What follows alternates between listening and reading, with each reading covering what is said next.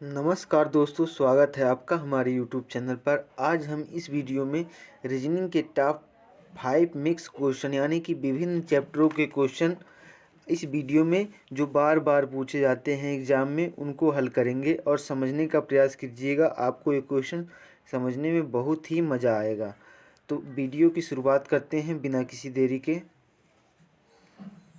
पहला क्वेश्चन देखिए क्या कहा है।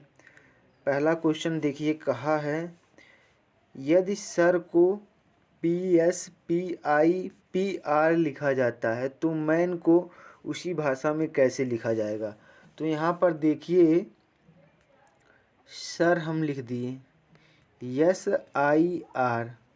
सर ध्यान से देखिएगा ऐसे लिखा गया है।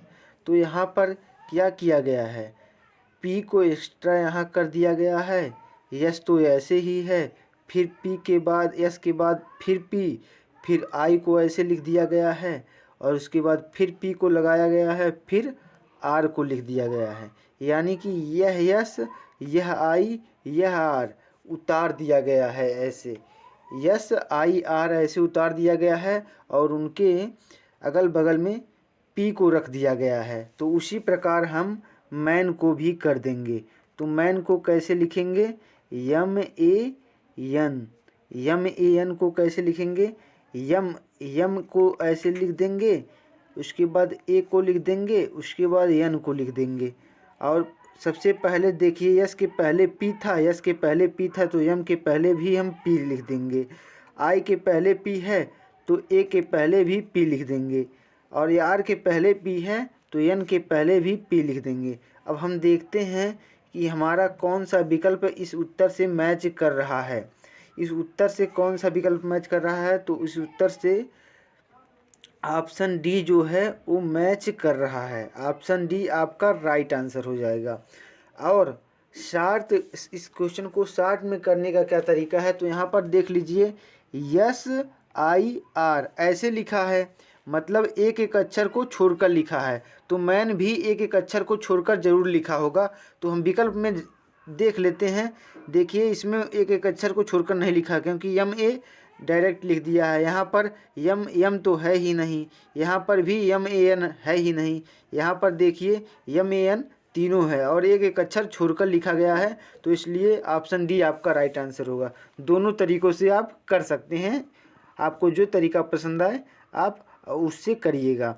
अगला क्वेश्चन है, कह रहा कि किसी यदि टेबल को GJYOV लिखा जाता है तो जूस को क्या लिखा जाएगा। तो यहाँ पर हम देखते हैं, टेबल को लिख लेते हैं TABLE। टेबल को कहा है GZYOV लिखा जाता है। तो हम जानते हैं अंग्रेजी वर्णमाला में T G का उल्टा होता है, A Z का उल्टा होता है, B Y का उल्टा होता है, L O का उल्टा होता है और E V का उल्टा होता है। यानी कि ये सभी अक्षर जो हैं वो एक दूसरे के उल्टे हैं। ये सभी अक्षर जो हैं वो एक दूसरे के उल्टे हैं।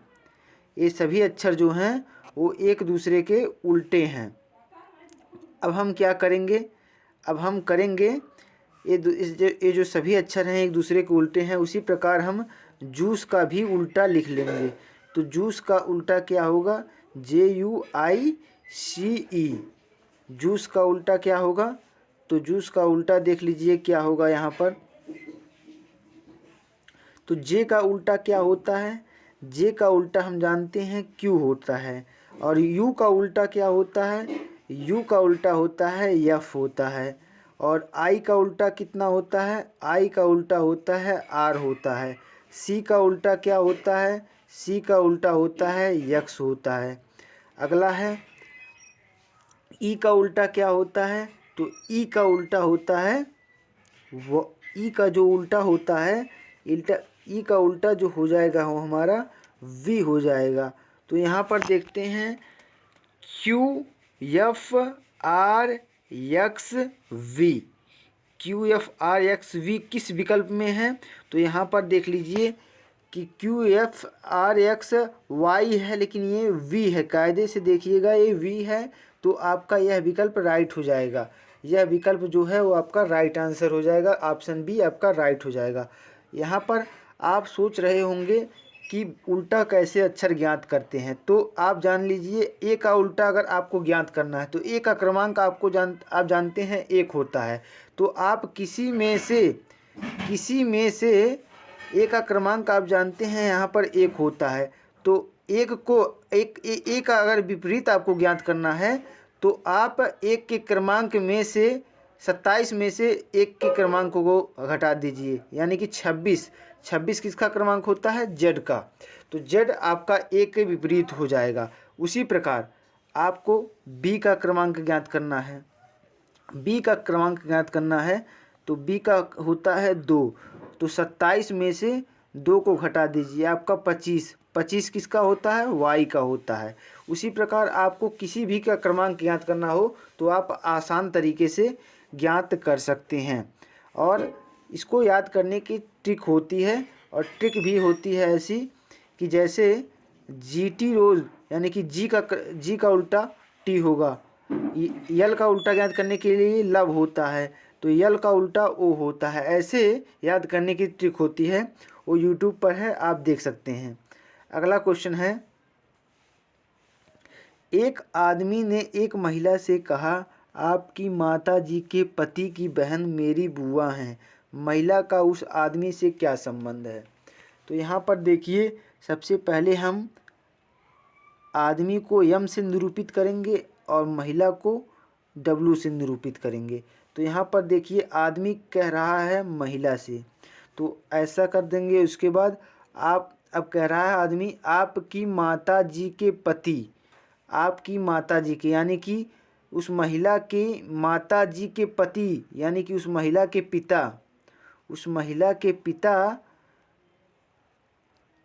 पिता की बहन मेरी बुआ हैं। पिता की जो बहन हैं, उस महिला के पिता की बहन जो हैं वो इस व्यक्ति की बुआ हैं। तो इस महिला की भी बुआ हैं, ये इस रिश्ते में इस महिला की भी बुआ लगेंगी और इस व्यक्ति की भी बुआ लगेंगी।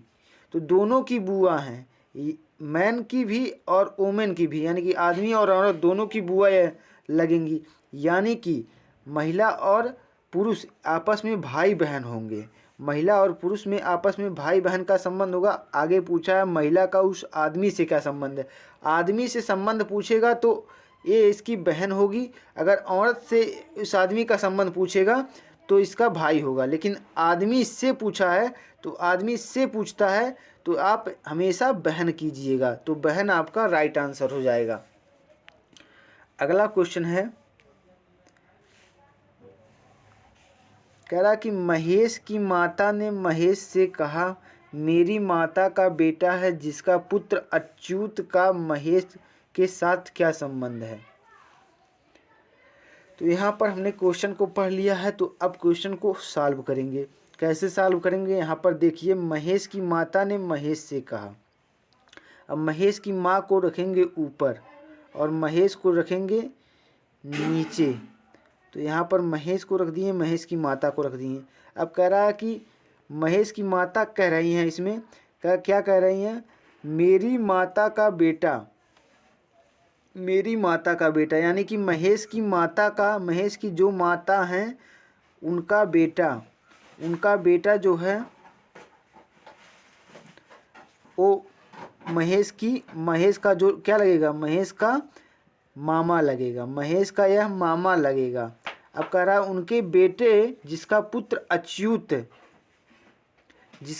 अच्युत, यानी कि इनका बेटे के पुत्र अच्युत, यानी कि इनके भाई के पुत्र अच्युत का क्या संबंध है? यानी कि अच्युत का महेश के साथ क्या संबंध है? तो महेश के साथ अच्युत का संबंध पूछा है, तो महेश अच्युत का क्या लगेगा? महेश अच्युत का लगेगा ममेरा भाई लगेगा। ममेरा भाई आपका राइट आंसर हो जाएगा। अगला क्वेश्चन है, कह रहा कि सुबह के समय राम अपने घर से आ रहा था। सुबह के समय राम अपने घर से आ रहा था। उसने देखा कि रिपोर्टर जो उसके सामने से आ रहा है कि छाया उसके दाएं पड़ रही है, तो राम किस दिशा में जा रहा था। तो यहाँ पर देख लीजिए क्या कह रहा है कि आप जानते हैं, आपको पहले मैं बता दूं, अगर सूर्य पूर्व दिशा में उगा है, सूर्य अगर पूर्व दिशा में उगा है, तो आप अगर पूर्व दिशा की ओर देख रहे हैं तो आपकी छाया आपके दाहिने पड़ेगी, आपकी छाया आपके दाहिने पड़ेगी। अगर सूर्य पश्चिम दिशा में उगा है, सूर्य उगा है पश्चिम दिशा में और आप इधर देख रहे हैं, तो आपकी छाया आपके आपकी छाया आपके इधर दाहिने पड़ेगी, यानी कि आपकी छाया इधर आपके दाहिने पड़ेगी, यानी कि दोनों बार आपकी छाया आपके दाएं ही पड़ेगी, आपकी छाया आपके दाएं ही पड़ेगी दोनों बार।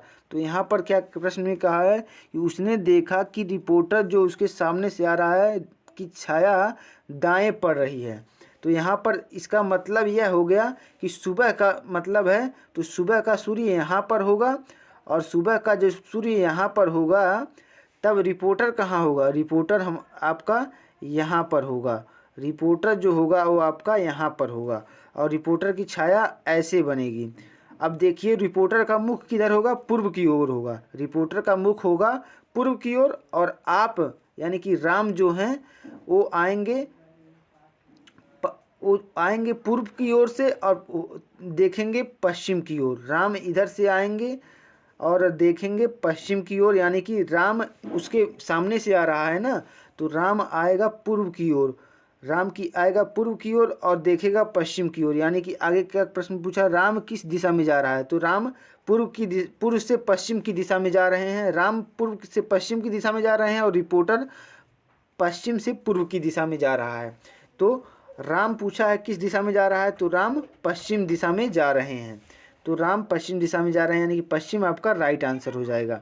उम्मीद करते हैं ये आपको पाँचों के पाँचों प्रश्न बहुत अच्छी तरीके से समझ में आए होंगे। वीडियो अच्छा लगा हो तो वीडियो को प्लीज़ लाइक कीजिएगा, चैनल पर पहली बार आए हैं तो चैनल को सब्सक्राइब कीजिएगा। मिलते हैं नेक्स्ट वीडियो में, तब तक के लिए जय हिंद जय भारत।